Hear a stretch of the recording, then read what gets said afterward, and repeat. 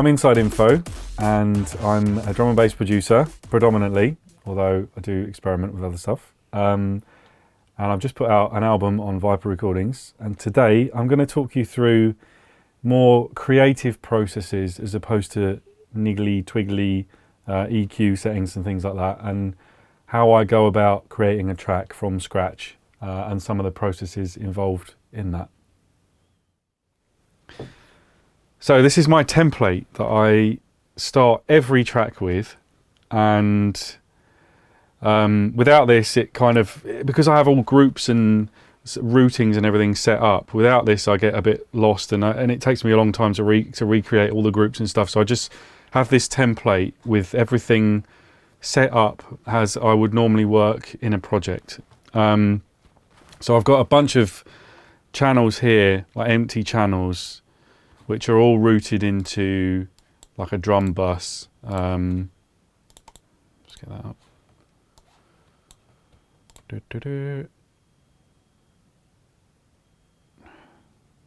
Yeah, so group channels, I've got here like a bunch of drums, empty channels, which are all routed into the drums.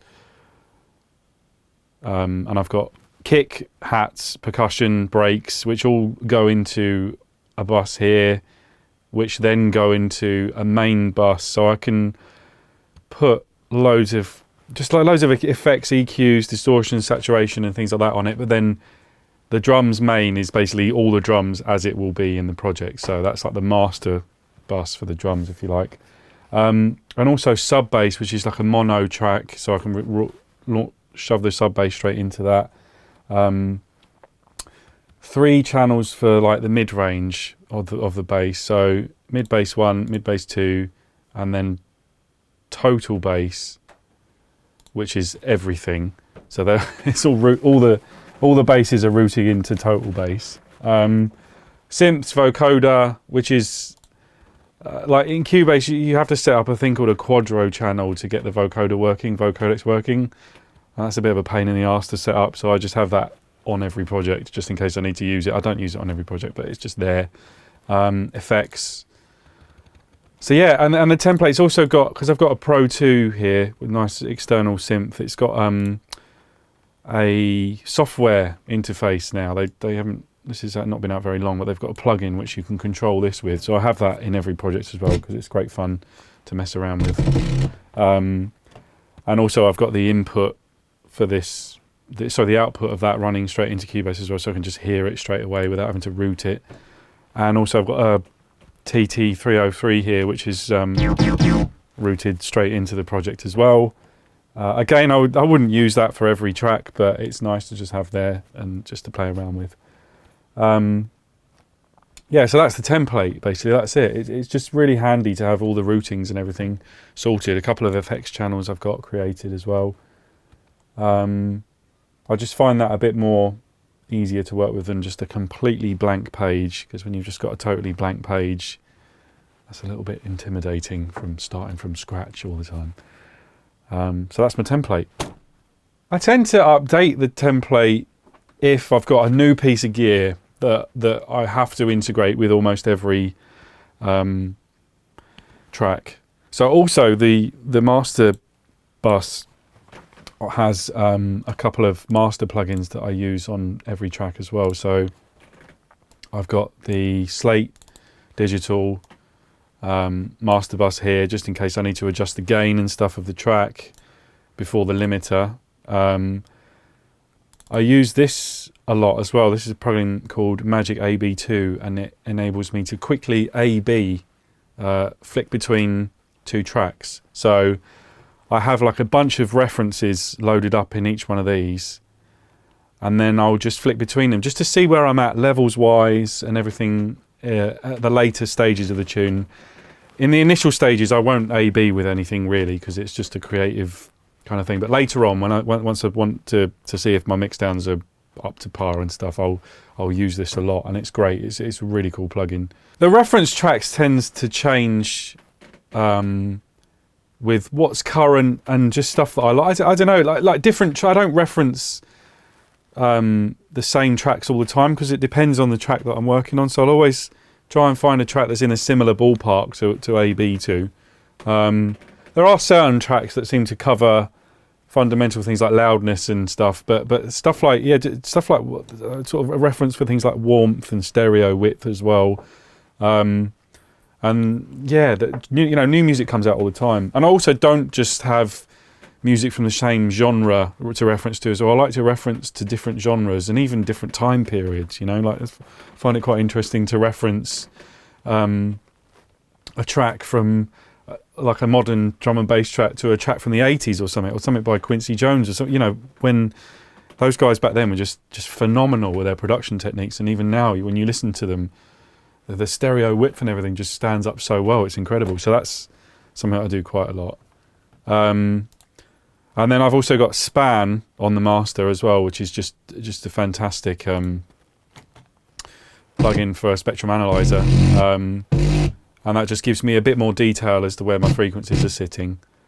I do also have this analyzer here, which I've had for years, and it's just, well, one, I love the way it looks. It's just like having sort of a spaceship in front of your face, I guess. And two, it provides you with a good EQ reference point. I know where, I can just look at this and be like, right, my kick's sitting at 100, my bass is down here.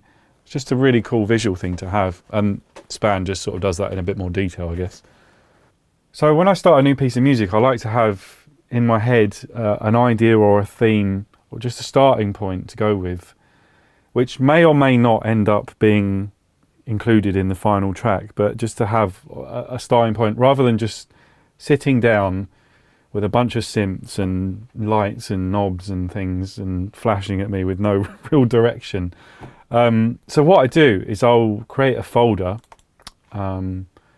in my music projects hard drive, and I'll literally just dump a folder into tracks 2017, and I generally won't give it a name to begin with, but I'll start going through my sample library and just finding sounds that I like, like stabs and things like that, and just things that I'm feeling at the moment, like that sort of convey the mood that I'm in or the direction that I want to go in. And also what I'll do is I'll create field recordings. So what I'll do is I'll take this field recorder with me. Just anywhere, I'll record sounds in the house, or I'll go out with a friend or something and we'll just walk around and record some sounds. But I find this really, really indispensable for capturing just getting sounds that you don't get elsewhere, and just having like a little reference point of stuff that nobody's gonna have heard before. This is really essential, I think. So I'll record a bunch of field recordings as well, and I'll dump them into the folder. I'll even sometimes just create a few patches with synths as well and dump them in, or make some pads or some keys and things like that, some stabs and stuff, and just dump them all into a folder. And then once I've got that folder, I've got I've got sounds to pick at once the track's rolling, because I find that when you've sort of got your fundamentals down, you've got your drums down and you've got your bass down and you've got your core elements down, having those sounds to kind of sort of chuck in, even if they're not in the right key, or they're just sounds that kind of chuck in, you end up and relocating them and moving about and stuff is normally always manage to get something rolling from that. And as well, just to have sounds to use as percussion that are not typical things like percussion, like bongo. Instead of just loading bongos, I'll slap some field recordings on there of me I've made tunes of me just typing, just keyboard sounds like that, or hitting the desk or hitting anything. But yeah, so that's where I start basically. And from that point, from that folder as well, once I've got a bunch of sounds in a folder, I will then start creating sounds with those sounds. So I'll start loading those samples into UVI Falcon, or I'll start filtering them through the external input into the Pro 2 and stuff like that, just to create new sounds. I'll even start. I've got a really cool plugin called Synaptic Morph, which I'll show you now actually. Okay, great. So this plugin here is one of my new favorite things. You can morph between two sounds, and it uses some crazy spectral algorithm to do that. And you just get new, really cool, exciting sounds. It's quite similar to a vocoder in the way that it works, but it's definitely got a different sound to it. So let me take two sounds. For example, I will take a vocal sound, I think. That'll do.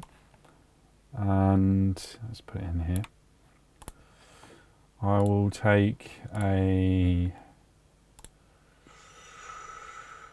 stab sound. There we go. So let's just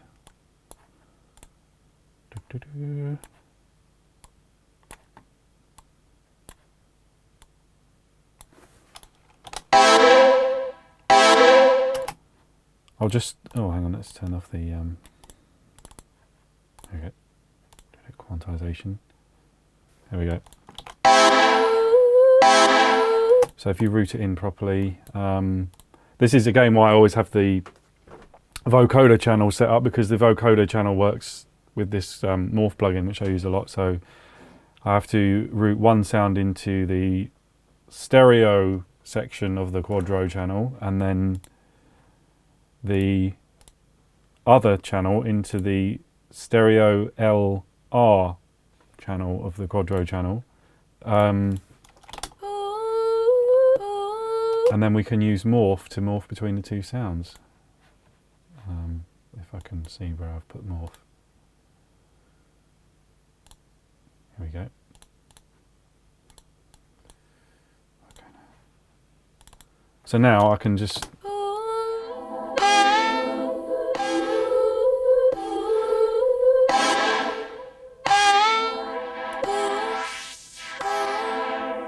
got a great formant filter as well on this, and a reverb.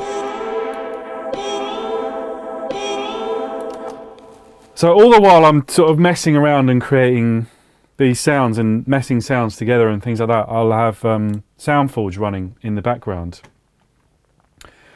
And that is basically capturing everything that I'm doing. So rather than just like, you know, finding a sweet spot and then recording it, I just literally have this rolling, and it's recording the computer output. So everything that's happening, it's creating a waveform for.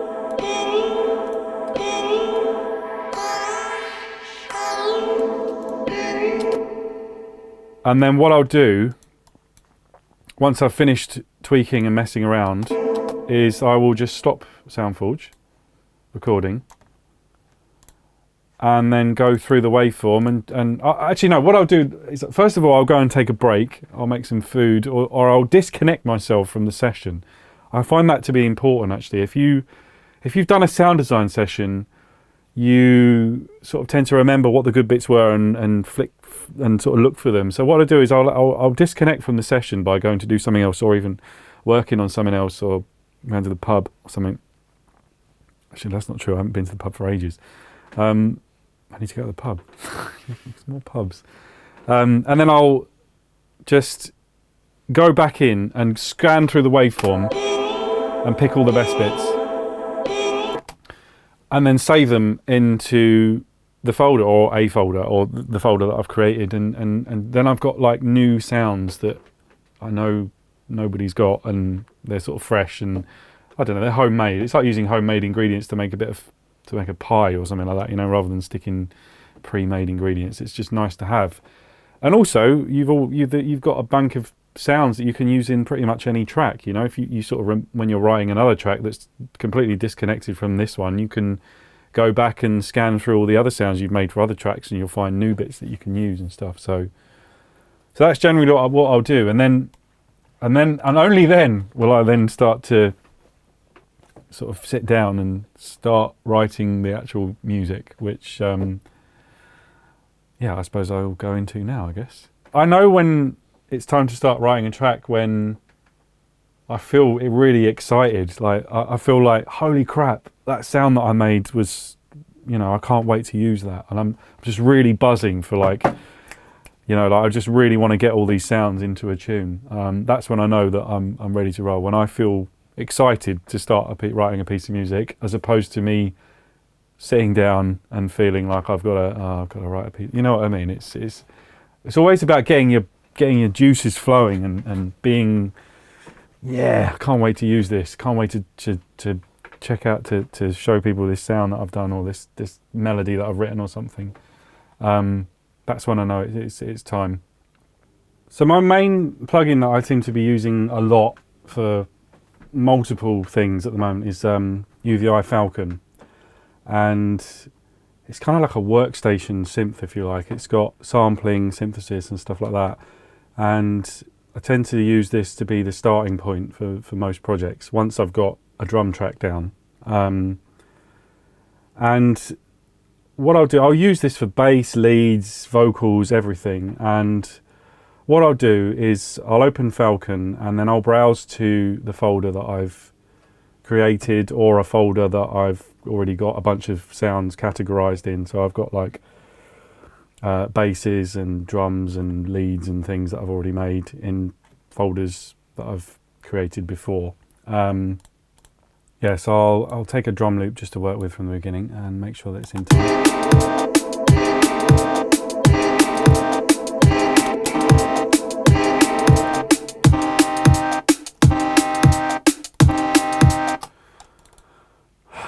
So then I'll draw in a note in Falcon. And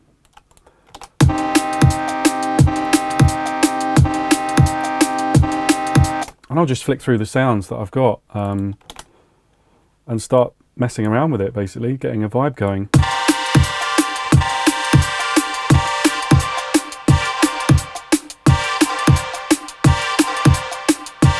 That's quite nice. Adding some filters. So yeah, I'll add a bunch of filters.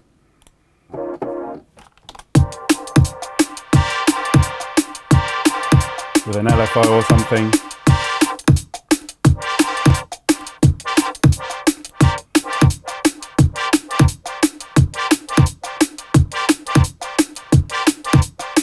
And I'll try and get a groove going, because I love things that are funky and things that fit in place and stuff. So I'll try and get a cool groove going and have sounds that fit and do interesting things groove-wise in there.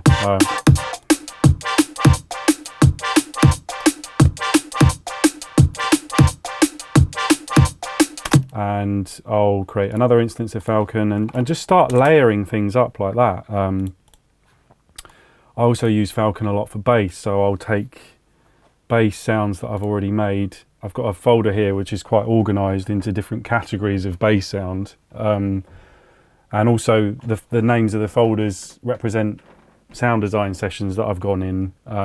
So for example, I made a bunch of Reese's with this, and I've got them all sampled off here. So I'll just bring them in.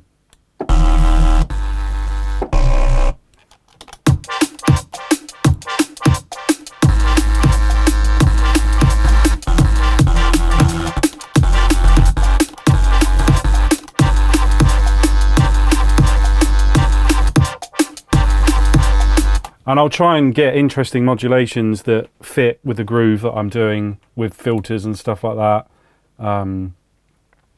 This has got a cool thing called an expander filter, which has got loads of different types of filters, high passes, band passes, notches, stuff like that. It's quite similar to the old EMU filters, which we used to use back in the day to make sort of techie stuff. And you just get really cool textures and things like that with them.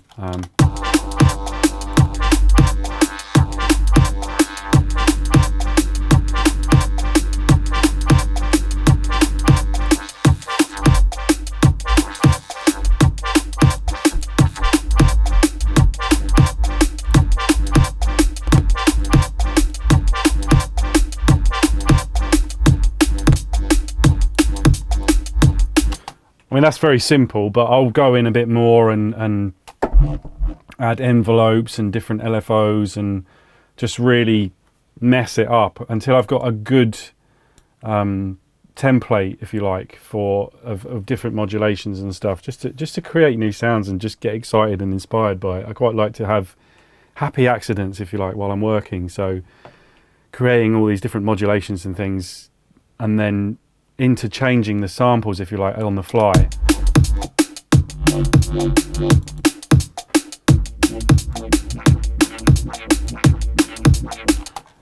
You know, you're just getting, you might hit a sound and be like, oh, that sounds wicked, I'm going to fly with that. And I'll just tend to sort of fiddle around with it for quite a while until I've got something solid that I'm really into.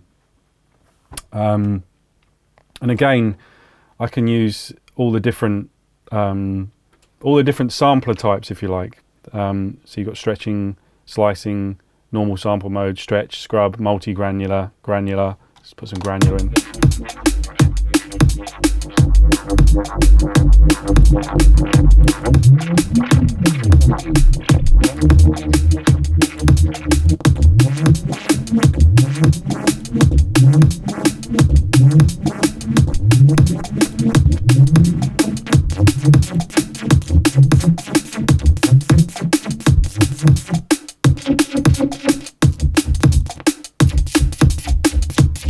Yeah, so I'll just keep flicking through that until I hit gold, until I hit something that jumps out at me and says, finish me. And then when I know I've got something that I'm just really into, quite often what I'll find is actually I'll kind of have a bunch of stuff down and a few different presets loaded and a few different things going on, and I'll sort of go away and do something else and then come back to it and press play, and it will sound 20 times better than it did when I was trying to do it. There's something about having a disconnect from what you're doing that I find really important. Because when you're sitting here tweaking around and fiddling for ages, it's very easy to get lost and sucked into it and overly concerned about what the knobs are doing as opposed to what it sounds like. And having a disconnect just almost focuses your mind back into what sounds good and not what should be technical or overly complicated or something like that. So yeah, I use Falcon extensively for everything. I mean, I'll get the vocals layered up in there, pads, even percussion, things like that. It's just great for creatively getting ideas down, sounds and ideas down. I think it's really cool. Once I try to keep as much as I can loaded into the sampler so that I can always go back and change it, but there does come a point where you need to bounce it all down, and that can be because your processor's being overloaded or because the project's become a bit too complicated and you just need to simplify it a little bit. So I'll work in a project as much as I possibly can until it gets to sort of overload, if you like. My projects do tend to be quite complicated, and I'm not the most disciplined worker, so I tend to leave things unnamed and it's all a bit sloppy sometimes. So what I do is I'll open a project and I can show you the stages that I get to, and then we'll go from there. So this was a track, Conformity, which is for the album, and this was at the point where the project had a bit too much going on and there was just too many layers and things like that, and I just needed to simplify it. Conformity. Conformity. Conformity. So this track's just basically loads of little bits of sounds that I made. I had not long had this, so I went and did a bunch of bass sounds with this and just ended up picking out sounds and putting them all together and fiddling around, and then eventually this whole groove was built, and that's how I built this track. So you can see that this project's just got, there's quite a lot going on. The CPU meter was going a bit mental, although it's not now because this is a new computer, so this one can handle it, but previously the CPU meter was just peaking way too hard. So I ended up stemming everything out of it. I grouped all the drums and everything like that together, and all the basses together. And then I created another project, which was the stemmed version. And here we go. So I'll start a new project, and I'll stem everything out, and then and just stemming everything out enables you to kind of go in with a fresh head, if you like, and you've got headroom on all the channels as well. You know, nothing's sort of getting cluttered and everything's separate again, so you can go in and pick out certain tracks and relayer them up and add details and things. It's just nice as well to sometimes see everything as a WAV file, as opposed to like a MIDI part or something. I know you can bounce it out, but when you've got everything just as WAV files, I find that quite refreshing. So then once I've got all the stems together, I'll bring them in, and then I'll start cutting into the stems even more and sort of messing around with it and fine-tuning the project. It's like going in and into the bass and drawing in, like almost like the sort of thing that you would do with side chaining, you know, making sure that the bass doesn't hit where the kick is and things like that, and just really fine tuning it all so it can sound as best as it possibly can. Cowardice. It is. And from there as well, I mean, I'll leave, you know, that's not the end of it. Sometimes this process can go on. If this project then gets too much, I'll then re-stem everything again and do it that way. But from this point, I can still keep adding layers and things from other synths and stuff until the track's done. And the track is only done and when you literally cannot stand the sound of it anymore, I guess. I'm definitely not saying that this is the good way to work. It's just the way that I end up working. Again, every track is different though. There's been tracks that I've made simple tunes that don't need this process. It's just that a lot of the ones I've done recently the projects have got a bit out of hand. I think I'm just a bit of a messy person anyway, so I like to refocus everything in. And also, with working this way, you know, if you've got loads of plugins loaded, sometimes you get conflicts and things, and the track takes ages to load. When you've just got it down as audio, the project takes a lot less time to load. There isn't any danger of, I don't know, presets not loading properly or something like that. So you're just sort of safer working like that, I find. Yeah, and then once the track's written to a point where I feel like it's playable, I will just bounce a copy out and take it on the road with me. Yeah, test it out in clubs. I might send it to a few close mates, just see what they think. Try not to get too much critical analysis of my music now. There was a point where I was sort of, but in the early days when I was sort of sending stuff out, what do you think of this, and getting lots of critical feedback. But I did find that a few times, sometimes that distracted me too much from the idea that I was trying to convey. So nowadays I just tend to get as much of it down as I possibly can and just send stuff to get sort of feedback from people I know and then ignore it if I don't like it, which is perhaps a bit of a, I don't know, arrogant way of doing it, but yeah, that's how I do it now. And then I'll road test the track and then start and just keep on working on it until I'm happy with it, until I know that it works as what I've created, as what I started out to I'm happy with it until I'm happy with it. I think there comes a point where I listen to a track that I've done and I just can't think of any more things to do with it. I can't, you know, all the boxes that I've had in my head have ticked. I tend to, as I'm working as well, write down things to do. Like I'll just create a notepad list and I'll be like, right, so 1, add leads, 2, try, I don't know, try improving the bass, or try improving bass, add more vocals.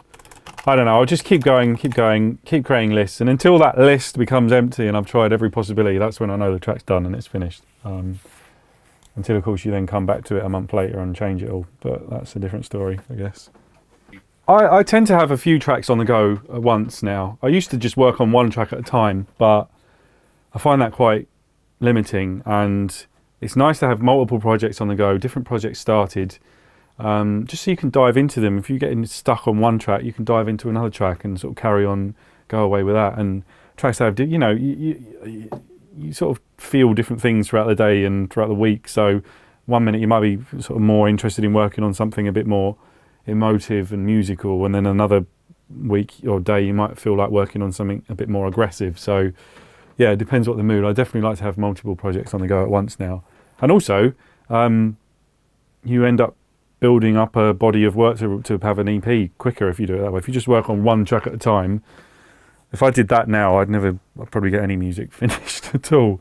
So it's nice to have different things on the go. I've probably got about 5 or 6 tracks that I've got on the go at the moment, that some of which will probably never be finished because I get fed up with them. But other time, yeah, most of them will probably be finished at some point.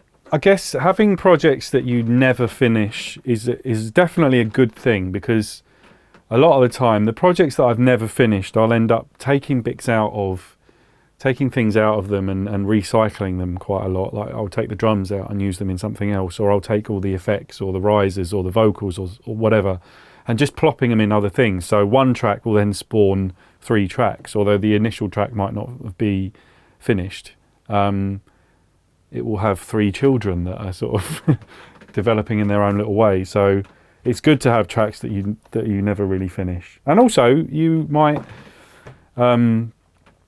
get ideas for them later down the line. You might be like, that track that I just got stuck with, I've got an idea that could work with that. Or I've found a sample that was missing from it that could give you a vibe. So recently I'll go on sampling binges, if you like, and just sample loads of stuff. I've been going to like charity shops and getting CDs and just cutting bits out and things like that. And I might find a sample that would work in a track that I've never finished. I'm like, that's the thing that I was missing. Because quite often when you're working, you'll get to a point and be like, this track needs a sample that I haven't actually found yet. And then I can go on a mission trying to find a sample that fits, but never find something quite that works. So I'll put that project on hold until I find a sample that works, and then I'll go back to it as soon as I found that sample and carry on working on it. So it's definitely good to have tracks that you've not finished, just always bubbling away in the background. You can go back to at any point. Yeah, I mean, some projects have just, like some tracks can go back years for sure. Some tracks, one of the tracks I did for the album was a track from about four years prior that was just a drum loop that I had always sitting there that I knew I wanted to use, but I could never find the right thing to fit the drum loop in, and then eventually it came to be. And that drum loop was written in a 2-minute session once when I was messing around, so from that 2-minute session was 5 years of pain trying to get the right thing, and then it finally managed to come about. Yeah, definitely. Don't get disheartened if you don't finish stuff, because there'll always be a missing piece that you can find later on for sure. And I think doing this whole sort of approach of spending time focusing on, like, even just learning your equipment as well, like learning all the functions of the synth and going in, and sometimes I'll just have days where I'll just want to create some patches with this, because I spent a lot of money on this thing, so I want to get the most out of it, and I want to know how it works and things. So I'll just go in and start creating a bunch of patches with it and resampling them, and using this interface to kind of really go in and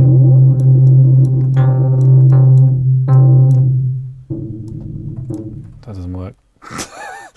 But yeah, there we go. I tend to find a lot of results in smashing things together. I like to just combine sounds, and this thing has got a really cool thing where you can combine presets and create all new sounds. You can take like the oscillators from one preset and the envelope settings from another preset and mold them together, and you end up with totally new sounds, and that's really cool. So let's go to, for example, this.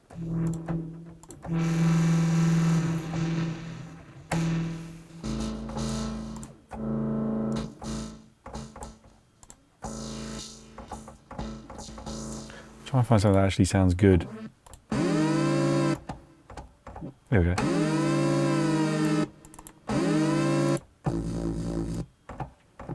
Oh. Yeah. You get the idea. I'll just basically go in, create a load of morphed presets that I can use later on in the track as well. But I do like to, I don't use like tons and tons of different plugins. I like to use, and even hardware, I don't have much hardware here. I just have this and the PC and obviously the field recorder and the TT303, which was a bit of an indulgence, but yeah, that's a lot of fun, that thing. And I like to just really thoroughly learn every aspect of one thing rather than having loads of different things and relying on presets. And I find it really fun as well, just going on learning days, if you like, where I'm just learning about one specific plugin, and I'll go on and watch a bunch of tutorials about that plugin or read the manual and just really dive in with it. So yeah, earlier I just chucked in a drum beat. So I'll talk you through how I do drums, because they are pretty much one of the most important things of a track, especially in drum and bass. So what I do is there's many ways to do it. I sometimes start with just loops and breaks. Like I've got folders of old breaks and things that I'll just throw in, and I've got them all in the media library here. So I've got a bunch of folders here with a load of breaks and things like that in. This is a particularly good one, Total Drum Loop Funk.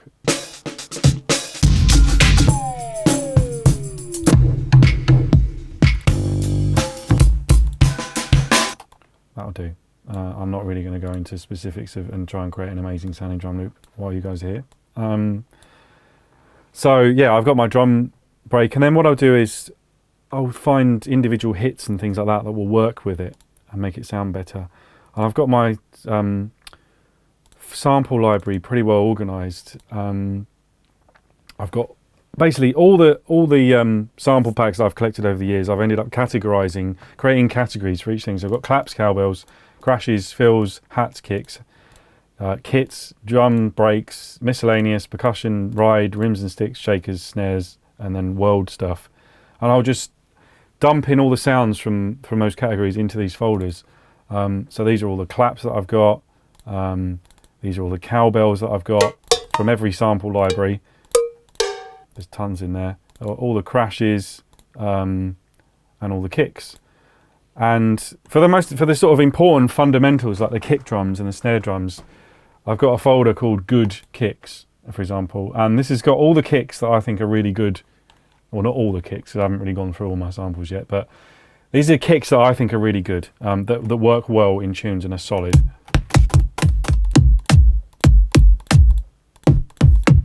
And that's just for quickness, really, just so I know that I don't have to sit and trawl through 1,000 kick drums that all most of them sound crappy, when I can just reach to the good kicks and go bang, that will sound good, that will sound good. That's almost like a workflow thing. Sometimes I'll spend a bit more time and go a bit in depth about finding the right kick, or I'll create one using synthesis or something along those lines. It depends what mood I'm in. So I'll take a kick, which drums, kicks. That's quite cool. And then I'll do the same with the snare.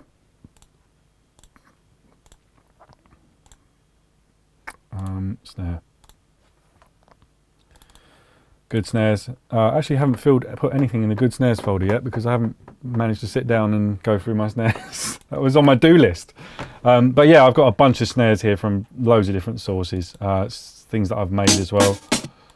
Hundreds and hundreds of snares. You can never have too many snares. You can never have too many kicks. And also, I've got Addictive Drums and Superior Drummer as well to cover. These are great for just like adding in fills, putting in cool rides and things like that over the top, and just starting from scratch and creating breaks. So sometimes I'll have sessions where I'll just sit down with Addictive Drums and start tweaking around and making drum loops and things, and then I've got drum loops that I can chuck in projects and stuff. So I've got a bunch of ones that I made using addictive drums, just sort of breaks that I've flung together really. Hooks and break, InsideInfo breaks, homemade. Yeah, so these are all.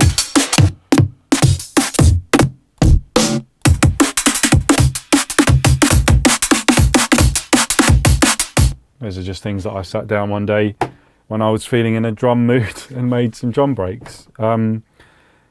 Yeah, it really depends on what mood I'm in. I tend to be in either a sound design mood or a writing mood. So I'll always take advantage of that and go in and either create drums or basses and things like that. And with drums, I mean drums. I'll have things like, you know, distortions and saturations and effects and stuff like that on the drums to give them character. I think a lot of people have already covered that in other tutorials. I won't go in too much about it, but stuff like Saturn and trash as well. I use trash a lot, and then things like the Pro C compressor, just to sort of tighten it all up and stuff, and using parallel compression and stuff like that to get it all sounding nice. Definitely. I think with drums, drum and bass, I like drums that have got character, you know, like drums that sound like they're not too overly synthesized, I guess. It depends again what you're going for, but what I'll do is let's actually just get a little loop going rather than. So, you know, I mean, pretty basic stuff here. Get your hit points and then just create your slices.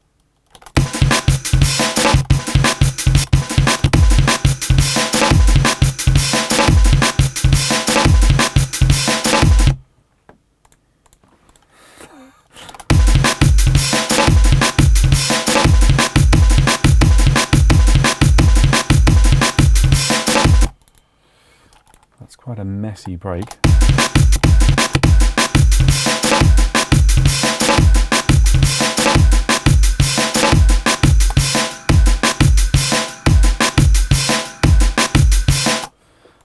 Yeah, so with things like trash and stuff like that and Saturn, I'll quite often bounce them out, put some effects and distortion on them, and just find, you know, a good preset that works with it, or go in and create a custom.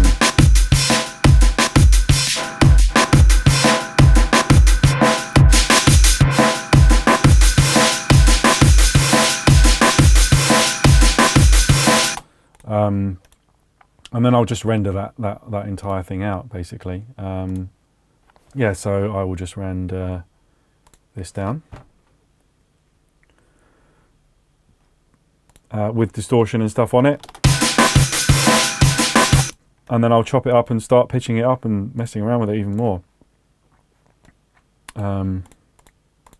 Again, I can use this, or I'll use the quantize function, but yeah. Process pitch it up, pitch it down, just get it sounding nice and exciting, you know, good character.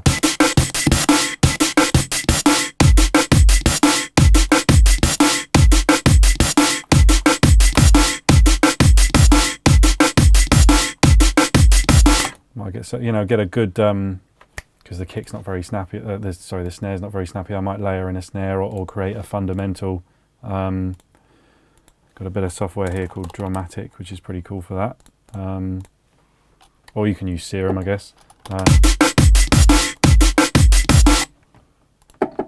Let's get a. Where are we?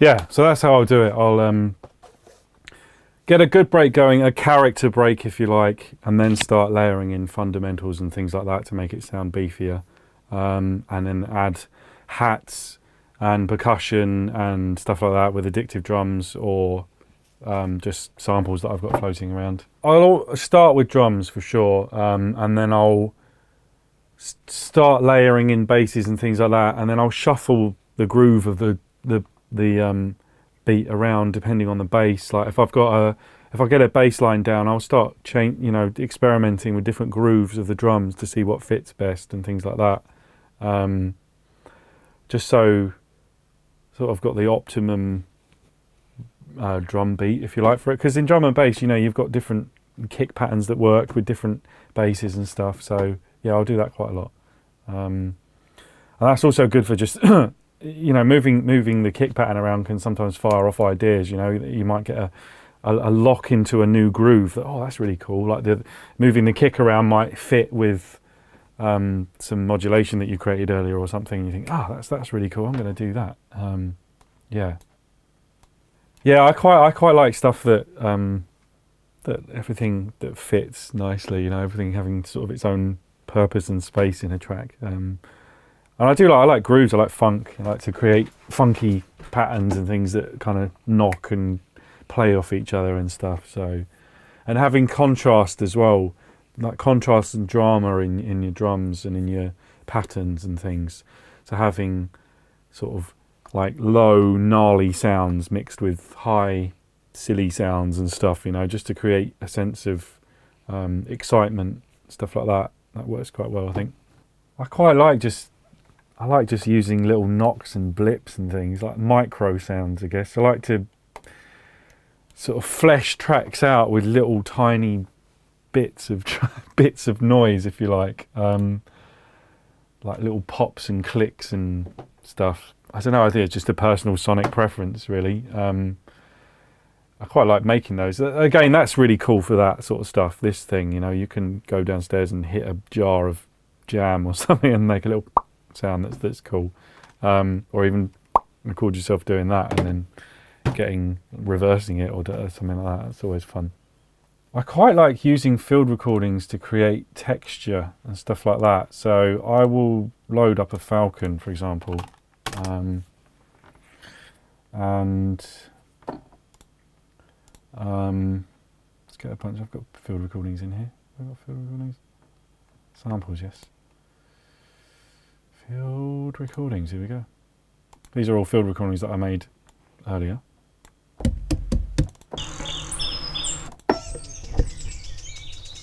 So that's just bird song. But I might stretch it out, pitch it right down, put like a massive compressor on it, I suppose, and make it sound really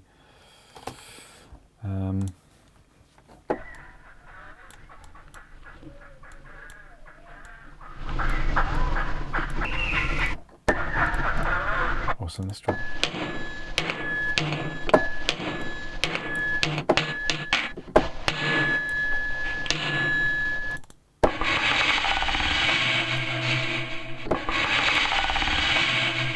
That's just a coin scraping along. Try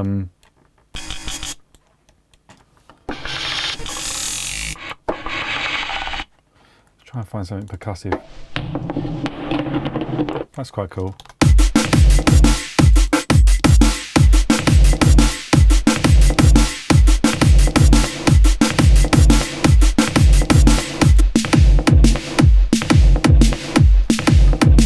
Now, there's little sounds and knocks in there that could be quite interesting that I could take as a starting point to lay bass sounds on top of,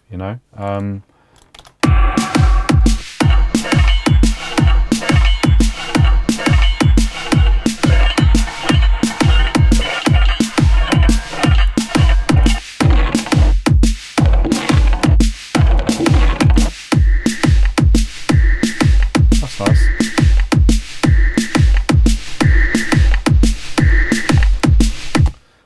I mean, that drum beat's pretty awful, but we won't worry about that too much now. So that's how I use field recordings for texture and things like that. I use a lot of the outdoor ambience to stick behind pads and things like that, just to fill it out and to sort of pan them left and right and to make the sound a bit more wider and exciting on the ears. Field recordings are really good for that. So yeah, I hope you take inspiration from this video. I've just put out an album on Viper Recordings, and you can find me at facebook.com/InsideInfoMusic or Twitter. My handle is PaulInsideInfo. Thanks for having me, Computer Music. See you soon.